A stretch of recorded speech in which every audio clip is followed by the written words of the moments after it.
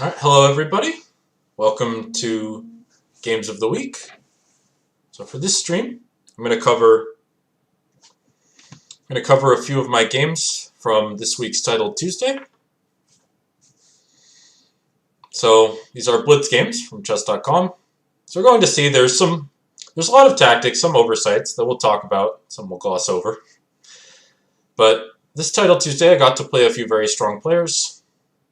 Had some good games, and so we're just going to talk through those stages, kind of how a GM approaches these positions, some important factors. And all right, let's get into it. So this first game was against Vladimir Fedoseev, big fish on chess.com. And he'd actually already handed me a couple losses in previous Titled Tuesdays. He's a very strong player. He's rated about 3,100. So that made this game, right, a bit of a revenge. A bit of a hope for revenge, you might say. So he plays e4, c5, knight f3, knight c6. So a pretty standard Sicilian. And these days, actually, does anyone know, right, for a long time, d4 is, of course, very standard in the Sicilian.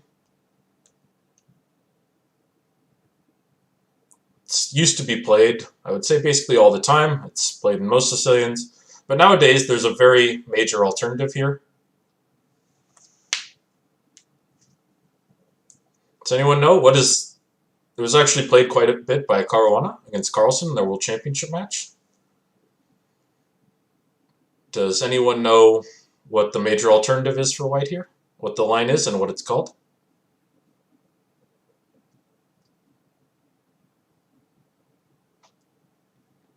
Yeah, so I'm Steven Zierk, as the name said. On chess.com and on Lichess, I am Zkid.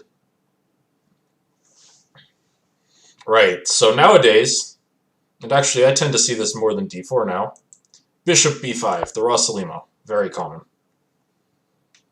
Because after d4, right, takes, there's a few things black can do. Black can do e5, which is the Kalashnikov. Black can do knight f6, knight c3. Here e5 is the Sveshnikov. d6 is the classical. And actually, I even forgot to mention, here black can also play g6 and do an accelerated dragon. All strong openings, especially the Sveshnikov is a favorite of Carlsen. Those are all very playable. So the point is, after d4, there's a lot black can do. And by no means is any of it easy to deal with. There's a lot of difficult work there for white. So nowadays, I mean, after bishop b5, black has a lot of choice. The move I played, g6, is very popular. But you can also play e6 and d6 as main moves. Knight f6, even queen c7 or queen b6 can be played here. A whole lot of choices. That being said, although black can do a lot of things, the play takes on a much more strategic tone. There's not a lot of sharp lines like there are in some of those other open Sicilians after d4. So I'd say you reach a more strategic game, generally, in these positions.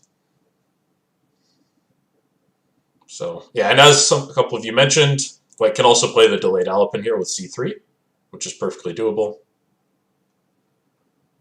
So in this game, he plays bishop b5 into the Rossolimo. My response is g6. Again, as I mentioned, there's several other valid ideas. You can play e6 intending knight e7, or d6 intending bishop d7. Just aiming to fianchetto the bishop. And for a while, and what Caruana played against Carlsen is he just took the knight. And black can take back either way. Both lead to extremely interesting games. B takes c6 is a little sharper. D takes c6 is more strategic. But nowadays, a lot of people, too, are avoiding this capture. And sure enough, white castled.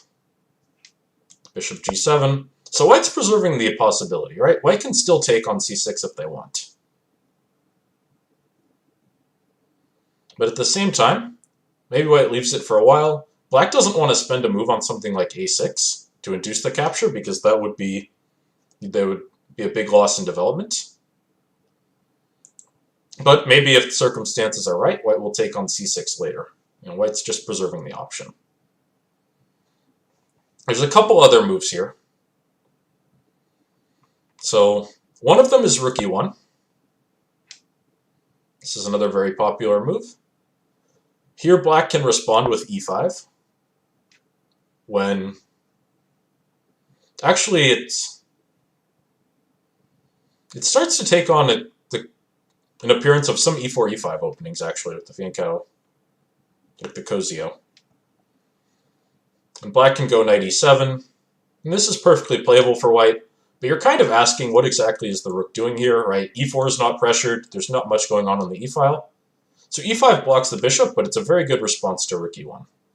And of course black has a very strong grip on d4. So white plays a little differently. White plays a logical move, I would say. White plays c3.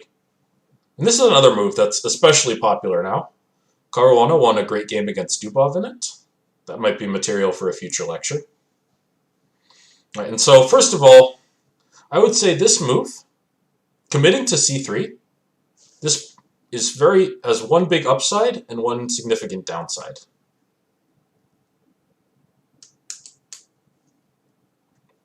So after e5 from black, what is the future of the bishop on g7? So generally speaking, you're right that in the short term, it's not a monster, right? Because this diagonal is blocked. But it's compensated well by black's very strong central control and easy development. And it also means that since e5 is played, white's d-pawn, another point to note is white's d-pawn is still back here. If this pawn were on d5, I'd say it's very bad. But anytime white wants to play d4, this bishop will spring to life, the position will open up in a way that black is happy to see. And if white doesn't play d4, white's just not putting that much pressure on black. Right, then black has a comfortable amount of space and a very, very solid position. So it's not that the bishop on g7 is doing a ton right now, but it has a lot of potential, right? White never wants to mess with this e5 pawn, but if he doesn't do these breaks, if white doesn't do one of these breaks, then it's a lot harder for white to do anything. Not that it's impossible. This is, of course, doable. But you can see it has some advantages for black as well. Instead, c3. So c3 has some good control in the center. It's true. And yeah, if black plays e5, now if black plays e5 after c3 instead, now d4 is much stronger, right? We haven't played this random rook e1. Here rook e1 would look silly. But suddenly c3 is a very good move. Now before black can develop, white just charges into the center with d4. And black can and should take this. But this, while it's playable, it's very dangerous for black compared to the rook e1 line. Black has to be very careful here. And maybe black can manage, but treading on thin ice. So c3 is preparing well for d4. But as the downside, though, as you mentioned correctly, it inhibits the knight. Right? White hasn't defended the e4 pawn. White can't play knight c3 anymore. And black basically seizes the moment by playing knight f6. So before white can play d4 and claim this huge center, black asks, okay, so what are you doing about your e4 pawn then, now that you've taken away the c3 square? And white can't just give away this pawn. So typically white will play rook e1. Because white still wants to play d4, of course, right? That's the point of c3. But we've gotten this handy development, and white's b1 knight is a little sad. And after rook e1, black castles, white plays d4. And now black plays d5 right away.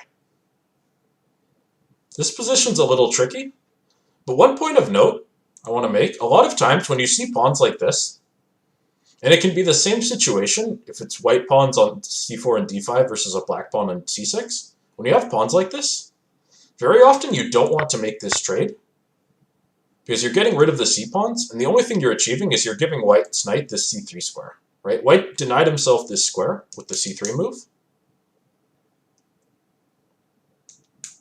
but now he gets it back. So generally speaking, that exchange is favorable to White. Yes, black is me. So this is my game against Fedoseev from Titled Tuesday. That's right. We want to leave this pawn on c3 to get in the way. And d5. Right? So White's staking a claim in the center, we're staking our own. e5. This is all very typical. And the knight jumps into e4. So now that White's played these moves, right, this is a big commitment from White.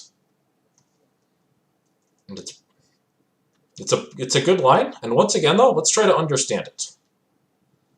What are the upsides and downsides of advancing the pawns like this? And you don't just see this here, right? You see something similar in the French, in the advanced Caro-Kann, and other variations.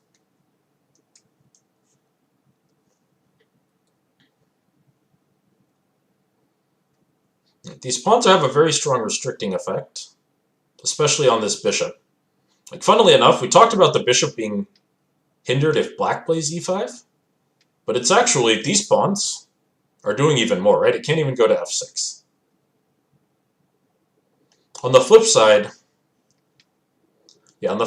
that means these squares are a little less well defended because the pawns have moved past them, and once the pawns have moved past squares, they can't go back and defend them.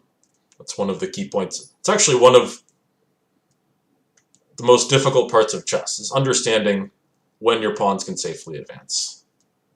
And right, we can try to destroy it. So this is key, and if you play the French, you know this well. When White advances their pawns like this, you very often want to strike with your own pawns like this. That's honestly the French in a nutshell, is the battle between these pawns in a lot of lines. And this position turns out to be very similar. So now White takes on c6. It's not the only move, but it does reduce the pressure on d4. It's perfectly good. And one thing White wants to do, White eventually wants to control this c5 square and make this pawn on c6 a weakness. And now bishop e3 is played. And as we can see, White is heavily prioritizing dark square control.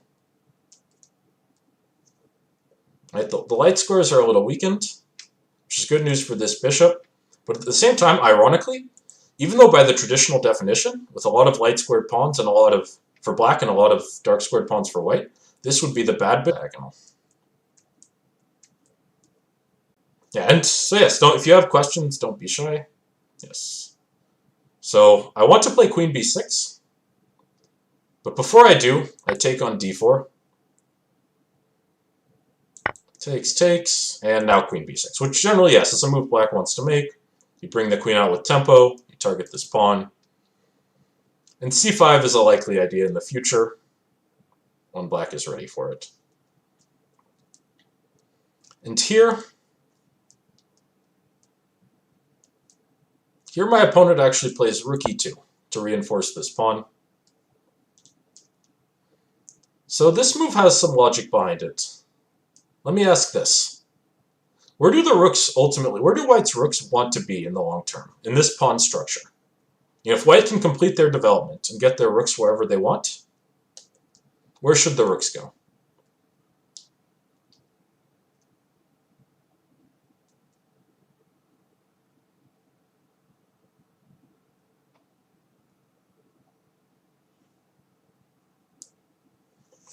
Because obviously e2 is not a permanent home for this rook. Right, on the c-file. Yeah, so this is a very likely long-term plan for White, when c5 will never happen, and this c-pawn will just be an unpleasant weakness for a long time. And some Rossolimo games go this way, right? Black has to be careful. that white doesn't just get to do this. But in this case, I am keeping bishop a6 in hand. That's a good suggestion. For the moment, though, I play f6. So I'm trying to break open these pawns. And incidentally, rook e2 has another big downside I hadn't mentioned, actually. One point is that this knight on f3 is very vulnerable to bishop g4 now, right? It's with the knight on f3 would be doubly pinned to two major pieces. And so besides the threat of taking on f3 and ruining white's pawn structure, e5 also becomes a lot weaker after bishop g4.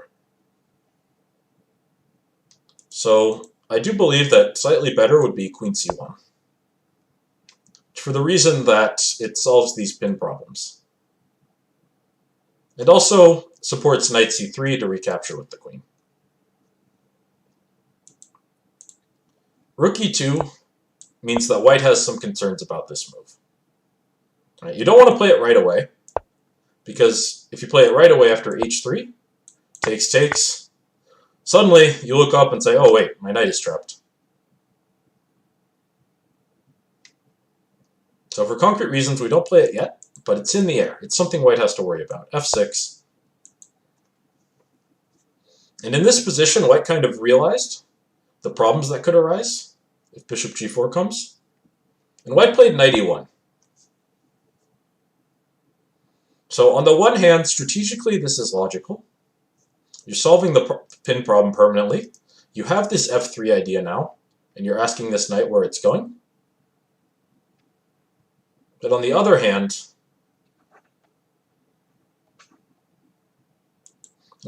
what's not so good about this move? Why might white not want to play this move right now? Couple reasons. But f6, knight d2. If you mean, so this knight to d2, knight f d2, and if bishop g4, f3. So that's true. If knight d2, that also solves the problem of bishop g4. On the other hand, for one thing, black could do queen takes b2 is in the air now, so after knight f d2, maybe bishop a6 to kick the rook back and then take on b2 next.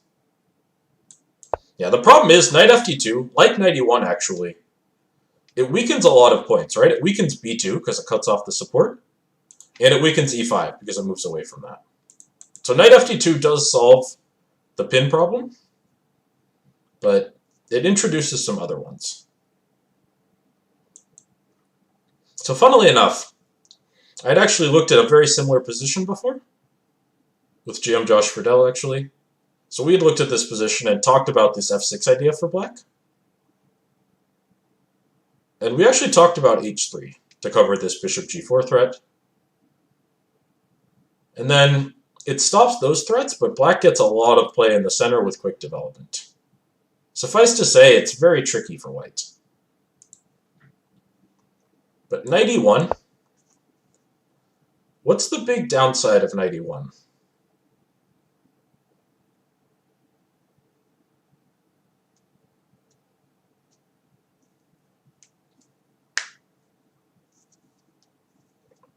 I mean, again, it's preparing f3. I can understand why. Maybe d3 is a good square for the knight in the near future. Right, covering e5 and c5.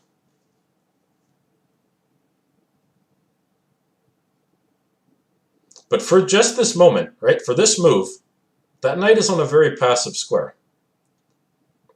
And white's development is not complete, not even close.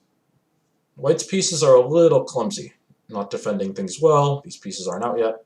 So first I go bishop a6, forcing rook c2. And here, now that the knight is back on e1, where it's not doing much for the moment, actually, as we're going to turn out, it's even a hindrance, as it's going to turn out. Takes. And here, I played something I'd seen in a very similar position. I played d4, which tactically is very strong. But on the other hand, this is actually a great example of relying too much on patterns. Because while d4 leads to a very good position for black here, right, it creates some very strong threats. As it turns out, there's a much stronger move. Can anyone find it? A much simpler move. Right, I was so happy with d4, I forgot Lasker's maxim. Right, you see a good move, look for a better one.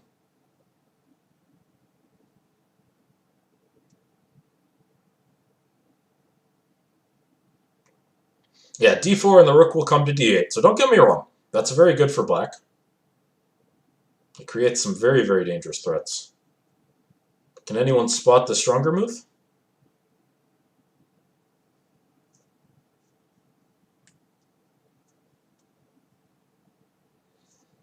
Knight. Well, knight takes f2, takes with the bishop, and the rook is providing support. I don't think you have quite enough firepower to break through on f2. Right. Yeah, it's actually, funnily enough, this could be a tactics puzzle, just on pretty much anywhere. Queen takes e3. Yep, thanks to this knight on e1, f1 is unguarded. And if white takes, it's rook f1 checkmate.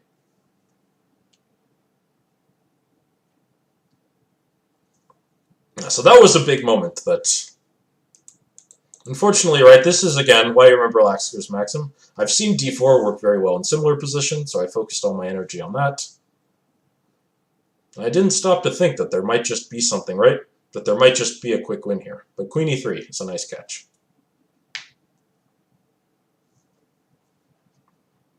But okay, after d4, if bishop takes d4, you play rook d8, and this pin is crushing. Black just has too many pieces. Right? If white takes the queen, takes, bishop a5, and funnily enough, I mean, white can't really even get out, even if black doesn't do anything. Even if you just play bishop takes e5, all of white's pieces are tied down, and bishop d4 next should be crushing. Right? The biggest problem is, of course, these pieces. They just can't get out, simply put. There is also bishop d3, right? Trying to win this knight directly.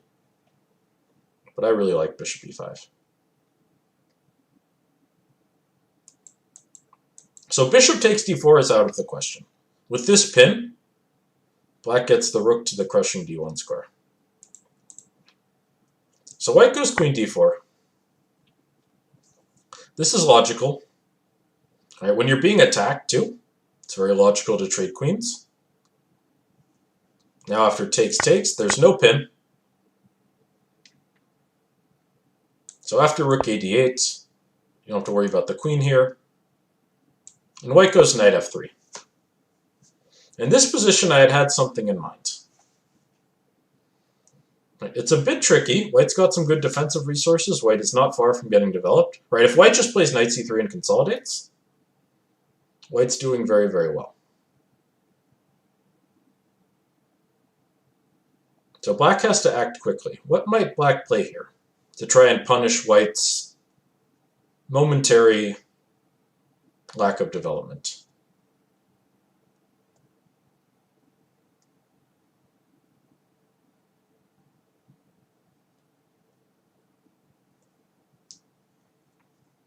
All right, we want to do something quick.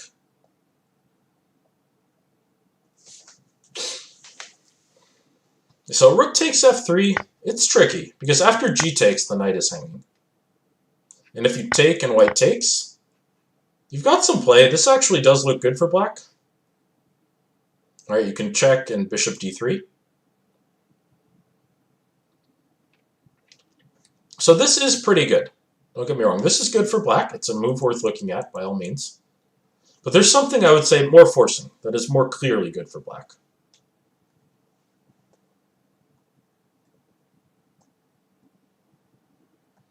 Right, rook takes f3, it's the powerful pieces you get, right? The rook and bishop, when the rook gets to d1, are very strong. But at the same time, this endgame is still quite tricky. For instance here. And after, say, takes here and takes, black is doing very well, but we can win more, long story short. What might be a more direct way to try and just win material here?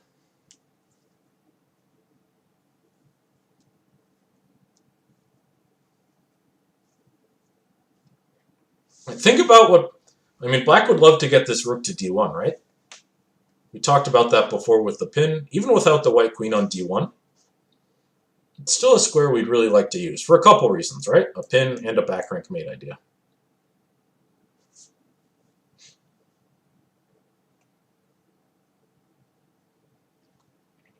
Right, c5. Yeah, so pretty simple idea, right? We want this d file open for a rook, so we target the bishop. So white has a tricky defense here that had to be foreseen. But before we cover that, let's cover a couple other moves. So first of all, if white takes the pawn, right, it's just mate. Right? No h3 has been played, back rank mate. Now, if white goes bishop c3, this is another nice tactic. Rook d1 directly is very good for black. You can also do it this way. Take here, and takes, and this check. And actually, this knight on e4, which keeps being targeted, suddenly after king g2, bishop f1, it does the crucial job of covering the g3 square. White is forced to go back, and we have another back rank mate. So bishop c3, right, trying to cover the back rank through e1 does not work. You can also do rook here with a similar idea. Right, bishop e1 takes f3. So bishop c3, right, white still needs that one move, and they're not going to get it.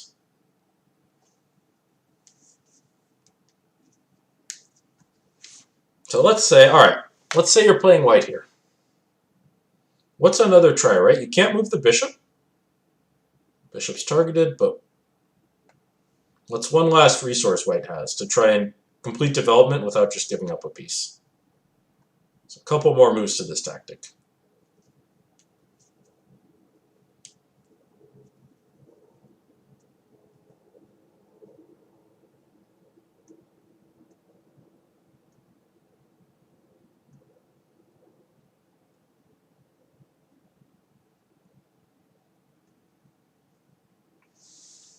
Right, just because the bishop's attacked doesn't mean that the bishop must be moved.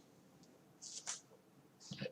Anytime the threat is not check, right? Checks have to be answered, rules of chess. But any other threat, you should always think about, can I ignore it? Knight bd2 is the right idea. But then black takes, and takes the bishop, and black's up a piece. Alright, good catch. Knight c3. Yeah, knight c3 is white's trick. The idea is pretty simple. This knight is hanging now too, in addition to the bishop. The back rank threats are permanently solved, because now this rook is out. If you take the bishop, white takes the knight. If you take the knight, white takes back with the bishop, and saves his piece while recapturing yours. Here, though, we have one last resource for black. Black to play. Right, if it weren't for a tactic here, white would actually be doing pretty well. White seems to be consolidating their development.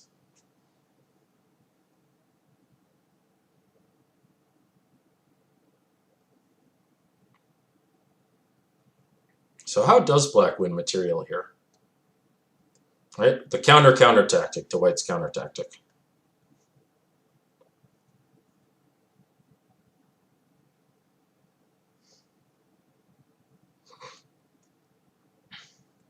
Yeah, it's a battle of the number of tactical resources. That is true.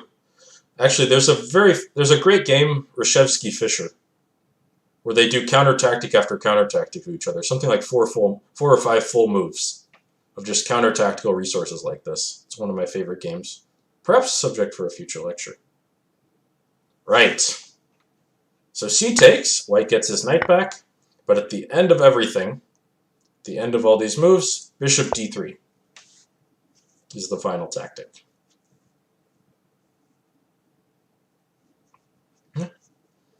And black wins a piece.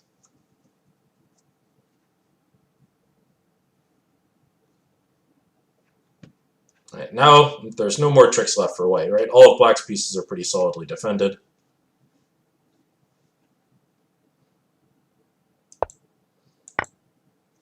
In this position, he actually put up quite a bit of defense considering how far behind white is now. It's a tough position to win, but ultimately, I'm not going to cover that part too much in depth. In the end, black converted his extra piece. So this is a Title Tuesday game, Chess King. This is actually from just a couple days ago.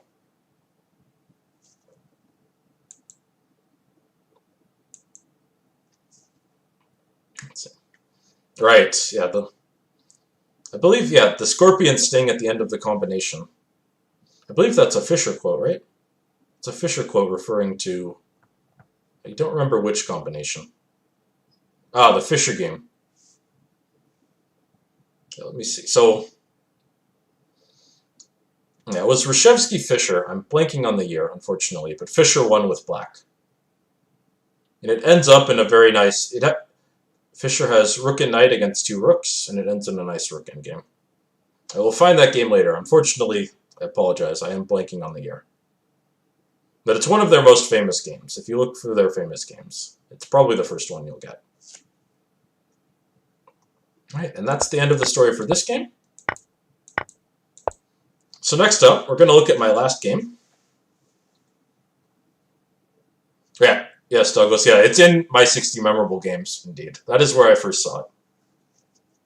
I believe, yeah, both the Fisher quote and the Reshevsky-Fisher game are in that book. So black converted the extra piece, long story short. The next game we're going to look at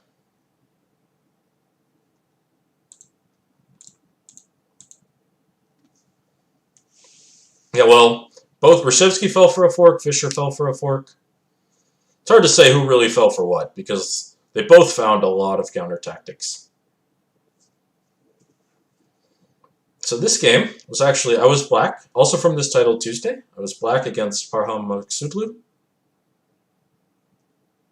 The tournament had gone well, so this game was actually kind of a decider for a top 3 spot. And this game, though, actually was a very instructive loss for me. He starts off with the English. I was playing black. I play e5, my standard move against it. g3, knight c6. All of this is pretty well known. So this is actually, if you play c4, e5, a lot of the time it turns into a reverse Sicilian of sorts.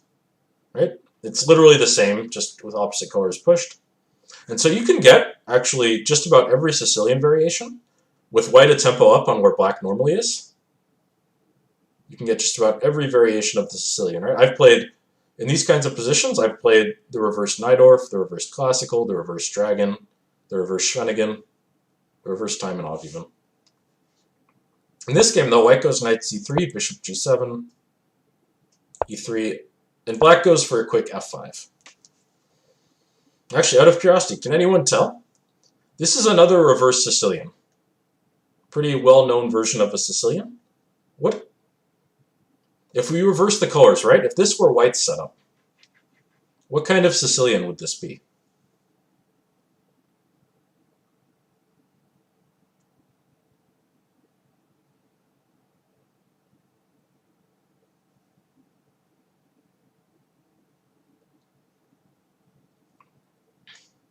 As a hint of sorts, it's a Sicilian where d4 hasn't been played, right? Black hasn't played d5, and he's certainly not playing it now.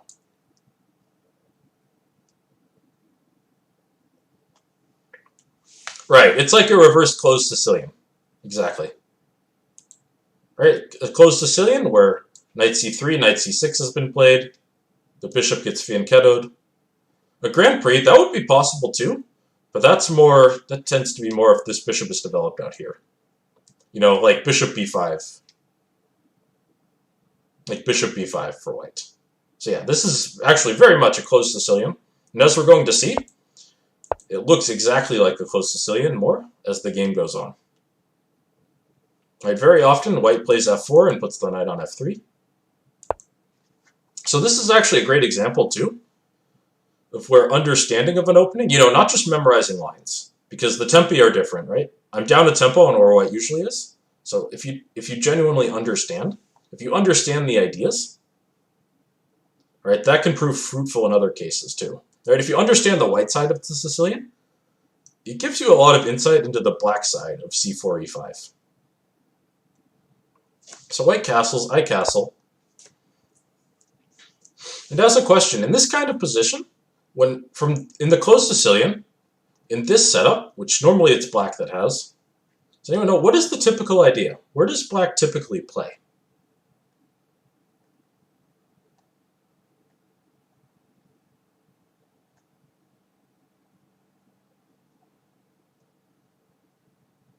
Right. Does anyone know what does white do here? I'll ask it that way.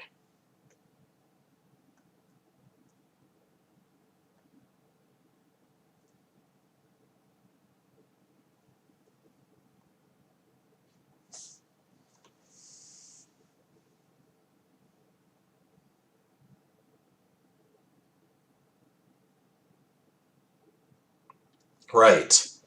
So white pushes on the queen side. So in the closed Sicilian, very often black plays rook b8 and b5, b4. And similarly, right, so if you've played that, you might recognize the same plan from white. White plays rook b1, aiming for this b4. And this can actually work very well with this bishop. Sometimes b7 can be weak, as we'll see in this game.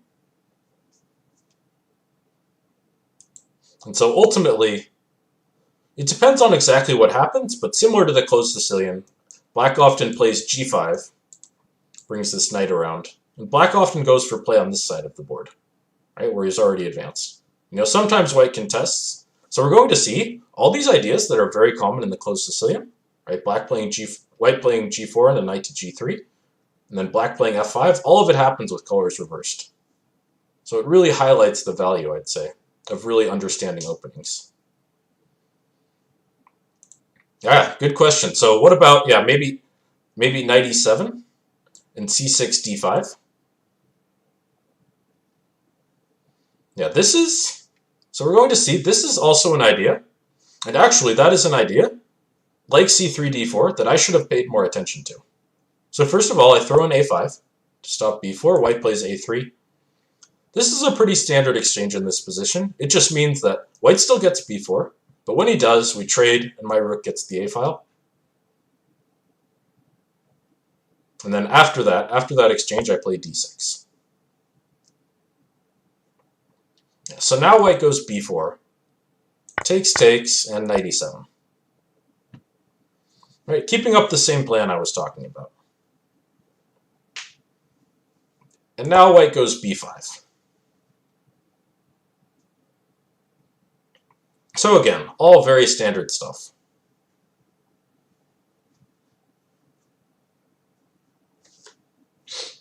Why don't you play e4? So yeah, the problem is, right, every pawn move creates weaknesses. So two things come to mind for me about e4. It doesn't look like the least reasonable move. I will certainly say that. But yeah, the e4 move, right, it creates weak squares on f4 and d4. If I were going to play it, I'd play it before knight e7, so this knight could come here. But yeah, so it creates these f4 and d4 squares. And when black plays e4, and again, it's not a terrible idea by any means. There are positions where you play it. White can also play d3. So white gets rid of this advanced pawn you've created, and that means you've lost this strong central influence that the pawn gives you now. So those would be the reasons I'd give that I don't play it.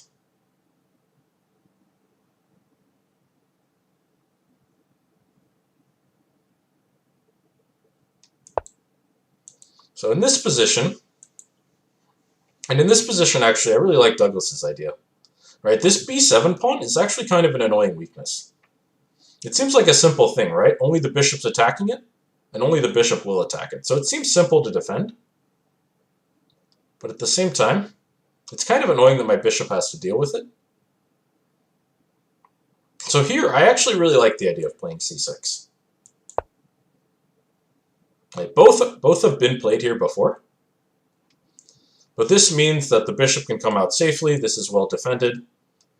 I want to be a bit cautious about playing d5 right away, because often, for example, this bishop can come to this diagonal and target me this way.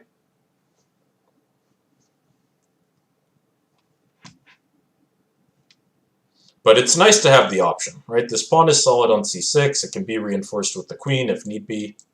The bishop can come out. It's a more flexible way of playing, and it gives black a lot of central control.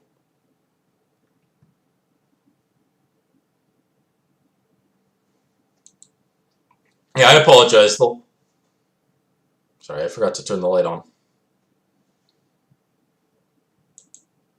Yeah, we'll just continue. Continue like this. I think my face is in clearer focus anyway. So I went for g5. Right, and the idea is simply to bring the knight here and aim for play on the king side. Yeah, at some point I want to play bishop e6. The problem now is this pawn. And after f4, h6, d3, right, we've got some combat on the king side here. This is pretty standard stuff in the closed Sicilian. And again, by analogy, it continues here. But once again, I still like the idea of c6 now. You know, in retrospect, I wish I had played it. But I continued for my kingside play. How would you evaluate this position? So I think especially now that I've committed a bit too hard to this, a bit too much to this kingside, I would say white has some advantage, for sure. Right, this bishop is actually a very strong piece. And without c6 or d5, there's not a great way to shut it down. And this is all easy to say in retrospect, because during the game, I would say in general, I overestimated my prospects on the king side. Right, I was hoping for direct play. You know, maybe at some point play g4 and push the h-pawn, or take and push the h-pawn, and just try and tear apart the kingside pawn structures and get a lot of play. So that's what I was hoping to do. Right, hindsight is 20/20. It doesn't work as well as I was hoping. And that means black's just a little uncomfortable here, thanks to this bishop. Right, if these light squared bishops were gone, I'd say black's completely fine. And maybe even a little better. But now, black hasn't played c6. It's going to be tougher to play in the future.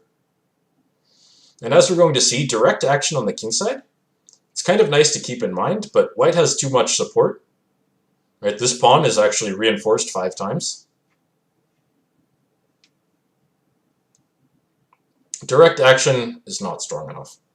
So white continues their development. Right, queen b3. I play king h7 to get out of the line of fire of this queen. Bishop d2. Very often this bishop goes here, as you might imagine. This long diagonal is very tempting. But in this case, I would say he wanted to keep reinforcement on f4. Right, to make sure that if I start capturing, he can always keep a piece there. And this is where I would say I made a big strategic mistake. And this is, again, this is the kind of thing that real understanding is so good for. And the kind of thing that's good to take away from a game like this. Right, in this position, I would say this is kind of when I realized there's not a great way to just push an attack through on the king side. White has too much firepower. Now, I was hoping to do something direct. You know, just open up the position, maybe take a bunch and push the h-pawn. Another thing that occurred to me is g4 and h5, h4. But the problem is, after h4 is played, white simply ignores it and just asks, okay, what are you going to do, right? You can't really put enough pressure on g3. Even if you go knight h5, it's still well defended. And in the meantime, maybe white takes the a file, white starts putting pressure on the queen side. Now, there isn't a great way to break through. So, yeah, I really like this, right? Yeah, as you mentioned, c6 to play bishop e6. I'd really like to do that. I want to play c6 and bishop e6, but now that this knight is not on e7, c6 is more difficult. Although I will say, the move queen e8, to cover c6, just so I can play this, I go to e8 and not d7, because on d7 it would block the bishop. Queen e8 in order to play c6 is absolutely an idea worth considering, even though it feels a little clumsy, right, compared to already being able to play c6 before. But this is absolutely a move to think about. Yeah, and rook b8, right, another move to try and defend this pawn. It's possible, right, it enables this, but it's never a move you want to play, right? This rook's on an open file, and you're moving it to a purely defensive square.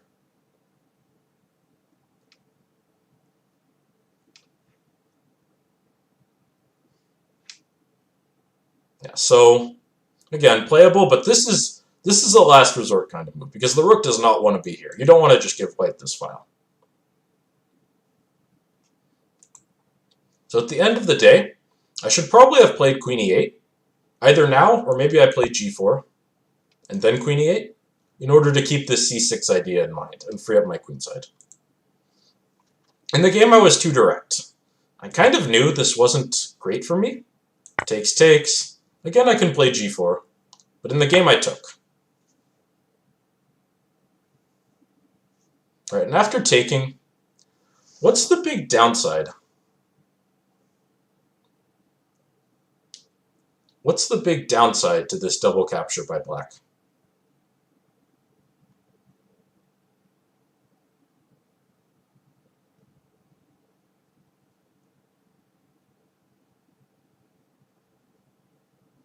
Right, what problem has black just established with their position?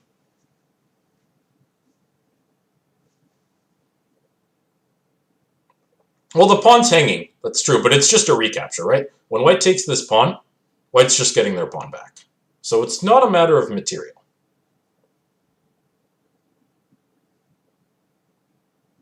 It has to do more with the other pawns.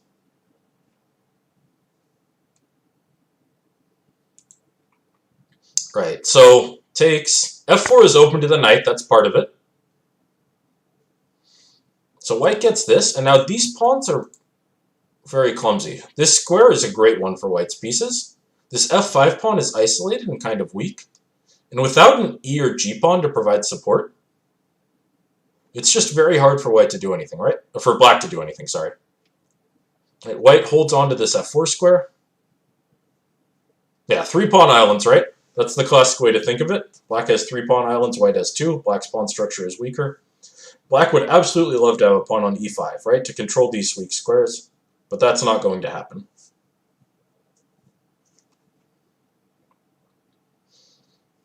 And after knight takes,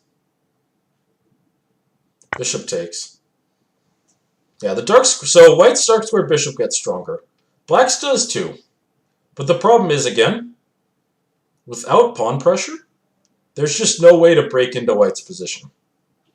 You know, I go knight h5 to target this square. But white just reinforces with knight e2. And now the situation is very difficult. Because again, black would absolutely love to take control of this f4 square with a pawn. But there's no way to do that unless white captures something. And white's not going to do that.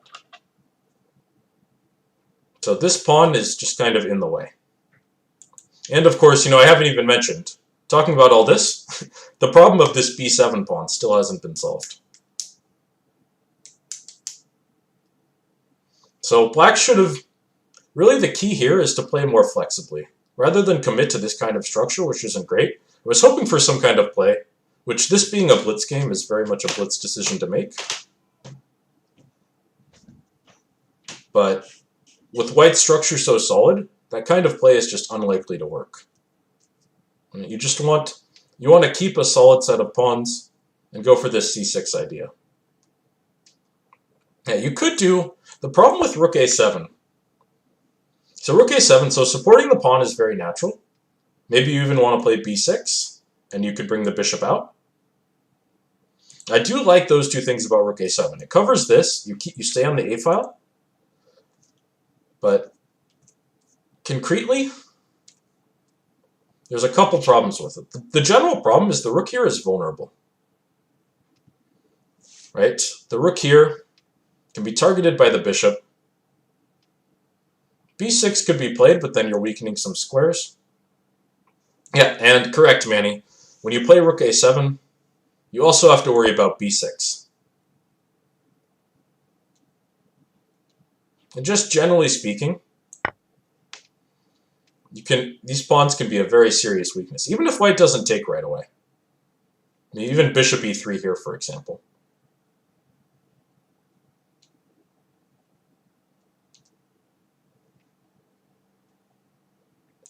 The rook is kind of vulnerable on a7. It's another idea I would absolutely consider. But it also, as we're kind of seeing, it has its downsides. Again, I'll just mention this one. Bishop e3. If b6 is played, you've got yet another weak square white might try to jump into.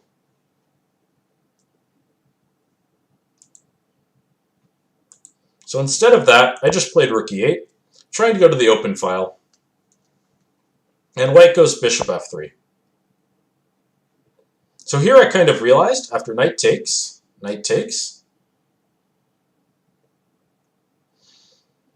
yeah, you got a new island, yeah. Black has a lot of islands here, but islands in chess are not as nice as normal islands. I realized after this, the light squares are very weak. So I was forced to play knight f6. And kind of basically just completely and forever concede the fight for this f4 square. And at this point, I mean, the game is still complicated. Black still has a lot of play. But strategically, Black is in a lot of trouble.